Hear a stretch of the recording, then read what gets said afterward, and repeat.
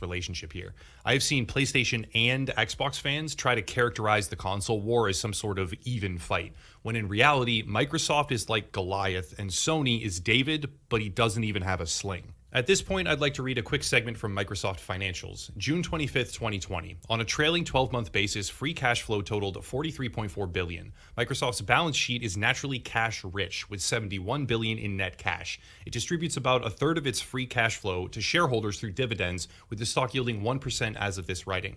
This matters later on, so keep that part in mind. Microsoft has free cash flow of over $40 billion and net cash on hand over $70 billion as of June this year. Now on to brace yourself, I'm about to make fun of you. Fans of PlayStation taunt and laugh when exclusives come to their platform.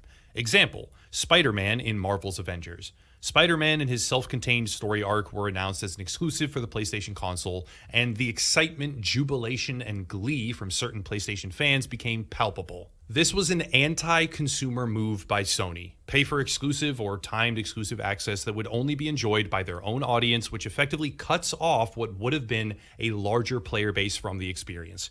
I dislike this mentality and this business tactic. It's effective, it absolutely is, but it's not predicated on building value for customers. It's predicated on destroying value for other customers. That being said, those who absolutely rejoiced in the misery of Spider-Man fans who happen to also play on Xbox, they are now screeching to high heaven because Elder Scrolls 6 better not be an Xbox exclusive. You deserve this. Not the exclusivity, no, not the state of being upset because of that slim chance it might happen. You deserve this for thinking that the Spider-Man story arc being exclusive is a good thing and laughing at those who were saddened by it. And you deserve this for fundamentally misunderstanding why exclusive content is good for absolutely no one except for the publisher. However, the idea that this time exclusivity is wrong, just this time, and simply because you might be on the receiving end, well, that's obviously a very shallow perspective, and a lot of people are outing themselves on social media right now as they lament that possibility. Basically, Microsoft cannot be compared to Sony in any reasonable way outside of the fact that they both exist in the gaming space and make a console. Microsoft has more resources, more partnerships, more money, and more power. They literally allow Sony to use their infrastructure in order to expand their own subscription service, PlayStation Now. And they can buy out a major player in the space with a fraction of their cash on hand. In one of my most recent videos, I talked about how Sony isn't going to buy these studios like Konami, Capcom, Take-Two. And this video is going to highlight exactly my point.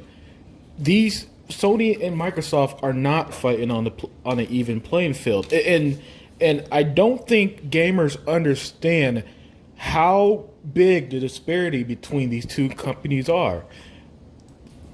Just watch the intro, all right? Just watch the intro. Okay, that's going to explain everything that I've been trying to say.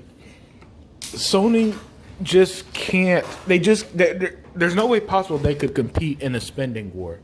So, and I think even the PlayStation fans know that. But they're really are overestimating just how powerful Microsoft could easily make this. All right. That's why we've been saying this for a long time. A lot of us we saw the writing on the wall, but nobody. In terms of writing on the wall, I mean that we saw Microsoft power and how easily they could take over with big moves like this. Nobody saw the Bethesda thing. I'm not going to sit here and pretend I saw the Bethesda coming, and I know these quote unquote insiders didn't see it coming because some of them were even reporting Sony was going to buy Bethesda. But yeah, Sony just flat out, I don't think they could do that at all. And yeah, and I'm in agreement with the end of the video about how these fanboys deserve this. I don't go to anybody's channel and harass them. I don't talk. I don't harass. I don't troll. I don't do any of that stuff. But people for years have done that to the Xbox community in particular. But these Sony fanboys has done it to everybody. And this year alone, with Animal Crossing, you had them hating on that game. They were hating on PC when Horizon went there.